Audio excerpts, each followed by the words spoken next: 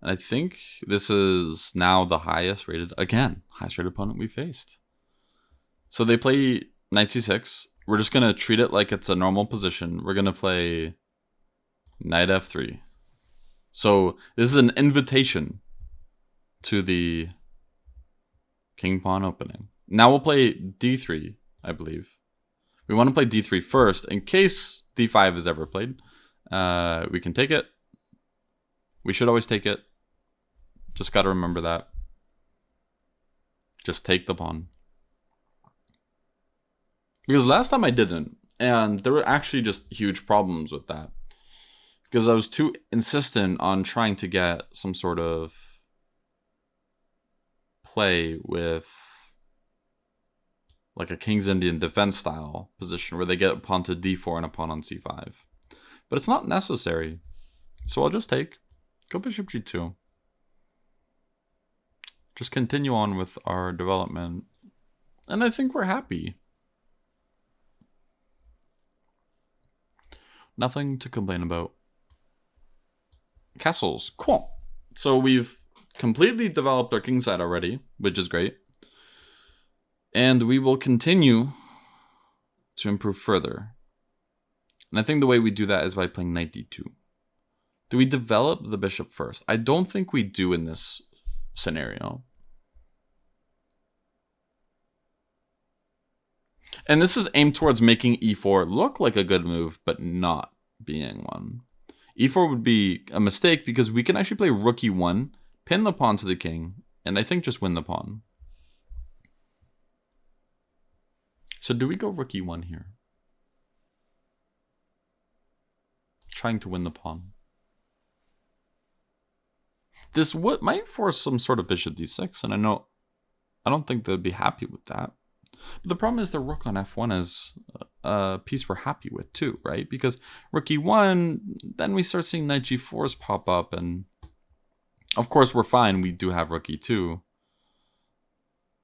but you know.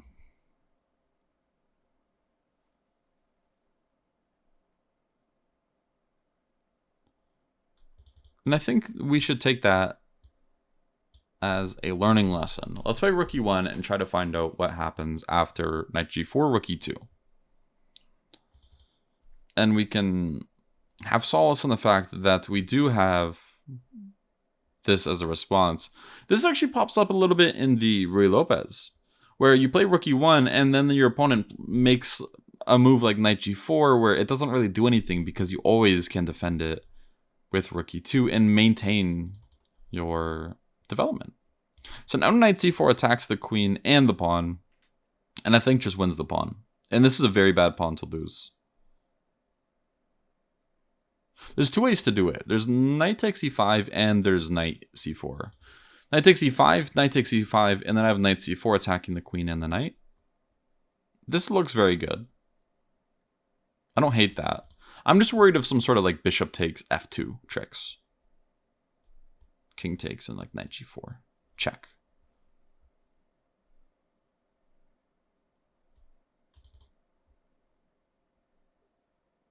So I think to avoid that, I'm just going to go knight c4. This looks very, very safe. Just continue with development. And also winning a pawn. Which is good. And now our beautiful bishop starts to open up. And I think things are going our way. Woohoo.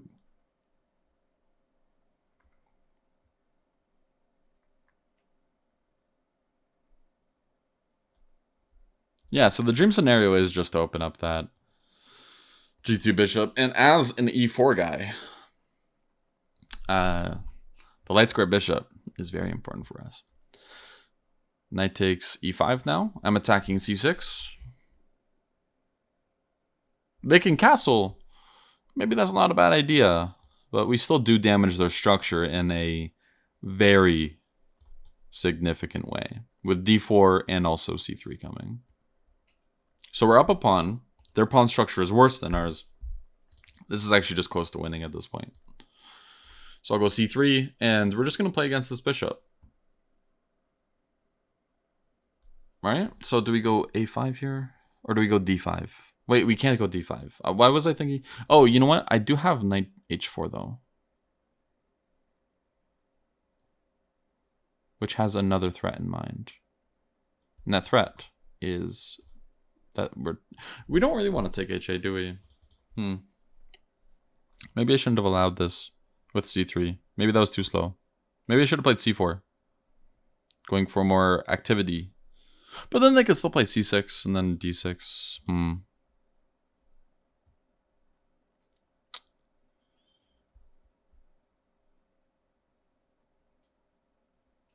Let's play it normally. a4. We're going to gain some space on the queen side. We do have a threat of a5 in the position. I will very likely take it with the pawn, but I'm also considering knight takes d4. So we could go a5 first. a5, bishop to c5, and then we take with the pawn. Or we take with the pawn now and threaten a5. Bishop g4 would make that threat a little bit harder to make. Would it, though? Because if they take, and then they take on d4, we do actually attack the rook in the corner. So I kind of think I want to take, and this threat of a5 could be annoying. And bishop a5 would be a mistake. We actually have rook e5 attacking both bishops and winning a piece. Funny looking move. But you got to be aware of the undefended pieces in a position.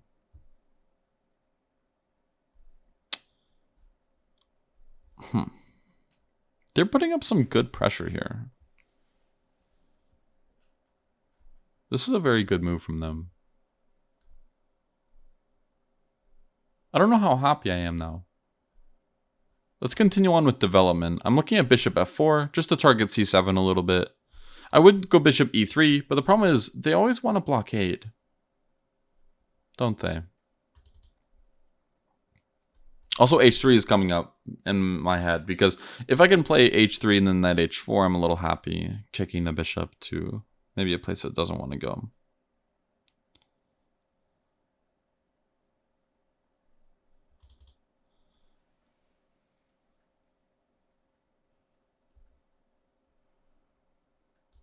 What I just realized is maybe d5 does work. Because if they ever take it, I have rook e5. That's getting messy though, because there's always bishop e6 as a response after that. Let's go bishop g5 actually. Try to undermine this d5 square a little bit. Because we're seeing that we want to play moves like knight e5 or knight h4, but they're not really working out as expected or as hoped. So this bishop g5 move is aimed towards now actually just threatening the move knight h4, where if bishop g4, we can just take on f6. And if they take on d1, we take on d8. And if we actually try to visualize all the pieces left on the board, we're up a piece there. So I do like taking. And then maybe following up with knight h5.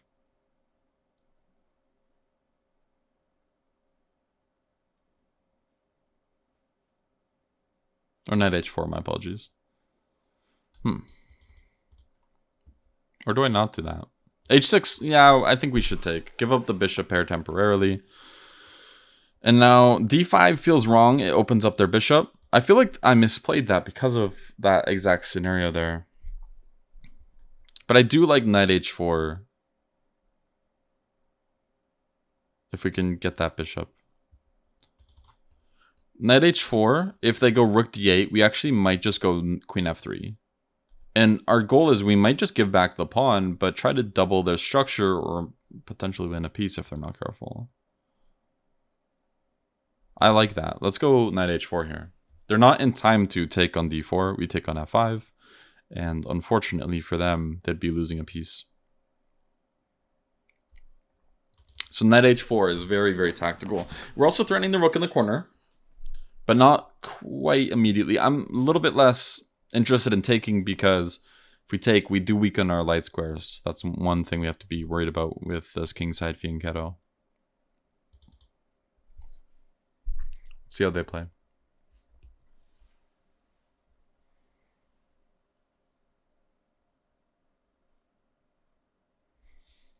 Just asking questions.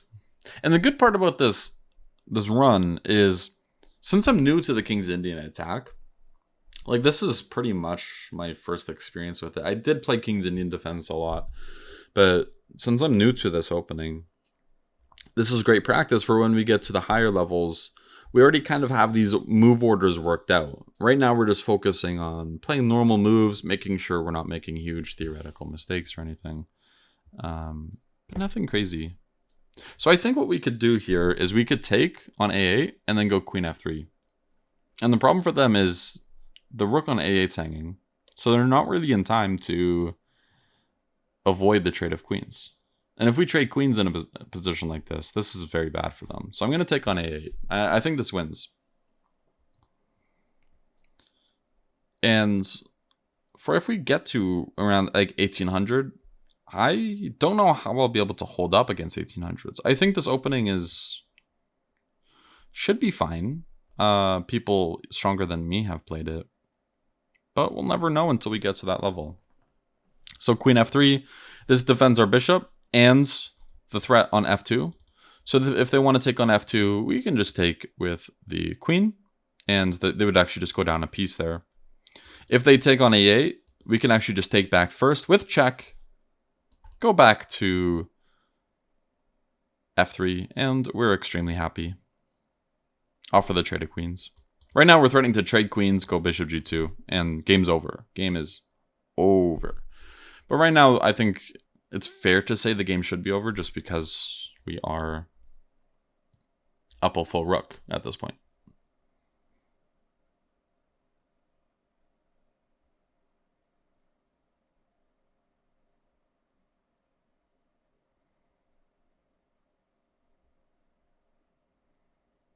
Okay, so they keep that piece on the board. I like rook d1. There is a little bit of a temptation in me to bring the bishop back, but it is actually defended here for the moment. If I play a move like rook d1, do they play c6 or not? Maybe they do. Maybe c6 actually will just trap my bishop. I don't know how happy I would be if it got trapped. So maybe just bishop e4. Normal chess. Why be fancy if we don't need to be, right? I have the threat of knight f5, trying to trade more pieces. And if they take with the bishop, I can take back, and I'm threatening mate on h7, which is nice. Should I go rook d1? e1 would not be defended, so I can't really take.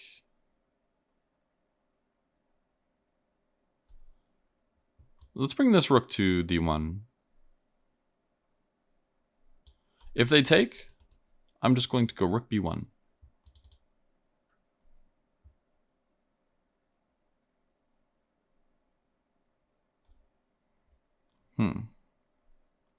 Rook b1 now? How did they defend their bishop? If they go queen to c3, this looks like everything's defended, but remember, this bishop on d7 is actually in alignment, in problems with alignment. I'm inarticulate. So, queen to c3, we can actually just take that and then take on d7, and this would win material. So we'd be really happy about that. And it looks like that's going to happen.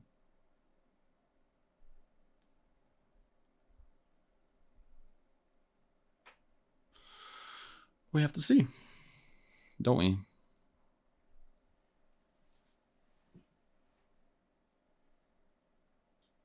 Yeah. Now, queen takes c3. I almost played rook d3 or rook c1 for some reason, but yeah, just queen takes c3 and d7 hangs. Bam. Now we're up a rook and a bishop. Actually a knight, technically, if we try to look at what the imbalances are. There's a bishop and a bishop, rook and a rook, so we're up a rook and a knight. It's about thinking what's left on the board, not what was taken off. I'm just going to leave my knight there. If they want to trade, this is good for me. Trades are good, so giving them the opportunity to trade is nice. Let's play bishop d5, threatening to take on f7. It's hard to defend. I'll take that. And knight g6 is hard to avoid. Yeah, they can play that, but I think they have a problem with back rank mate after bishop g6 check. Check, and rook d8, and then rook e8, and it's checkmate. Take, and I'll just pre-move that. Good. Good game. So no mistakes, according to the computer, which is nice to see. I think we're finally getting in tune a little bit with this King's Indian attack. Seeing that d5, what we have to do is we just take it and we just continue on our merry way with our development, playing this fianchetto system with knight d2. And yeah, we got a great position, I think. And it's surprising around here that there was no mistakes. It felt like maybe I let up a little bit after this like c3 and allowing c5 like this. Yeah, a4 was actually correct. It's top move, which is kind of funny, but I'm just wondering if there was a better way to play here. That's not a move I was considering. Queen to d2. But the intention is actually pretty clear. I think the intention is queen c3. Just to target the c6 pawn further. So let's see. Knight g4, we go d4, right? So let's just say a6. Just random move. Well, now rook e5. Why wasn't rook e5 working here? Because of bishop takes f2 and knight g4 check. Right. So queen to d2 is not actually for queen to d2 to c3. It's actually to prevent bishop takes f2. But okay, let's say bishop b6 instead. a4, a5. Those are always good to throw in. This is a very weird way to activate the queen, but it actually wants queen g5. The queen is just really annoying in this area of the board. And we can just continue with development as well. Like knight e5 is coming, bishop d2 to c3, or even b3, bishop b2. Wow. So don't underestimate a weird looking move like queen d2. The reason why this looks weird is because we're blocking in our dark squared bishop with this move. This does not look natural at all. I was happy with d4, and well, I wasn't really happy after c5 because I realized, well, there's a little bit of work to do, but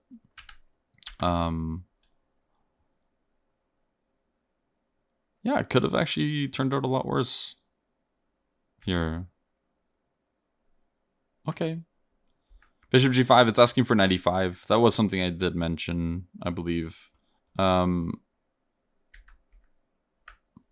yeah, look. Oh, wow. Okay, that was actually a mistake. Whoopsie. Knight h4 anyways. I was thinking about this. I was thinking about this, but I wasn't sure about the consequences of the knight on d5. Now looking at it, knight d5 makes no sense because we can just take it and knight e7 check wins the queen. But this is a mistake. Even though the computer didn't give me a mistake, this is a mistake for sure. Because after queen takes f6 here, knight h4, it's actually about equal. And that's fair to say. Because they are winning the pawn back and they do have the bishop pair temporarily. Where even though we get this queen f3 move in, yeah, bishop d7 was very strange because we take on a8. But if they play rook a d8 as expected, or as I was thinking in this position, with queen f3, it's about equal, maybe slight pull to white. In some of these lines, it's like slightly teetering towards white, having a slight edge, but nothing more. That's actually really interesting to know. So, queen d2 to g5. I think we need to keep this in mind for later games, in fact. So let's try to remember that. This idea of leaving the bishop on c1. And as someone who used to play the King's Indian defense, this should be not fully obvious because queen d2 to g5 is very, very strange. But generally, we leave the c8 bishop on its original square. Like in the King's Indian defense, if I were to go back all the way.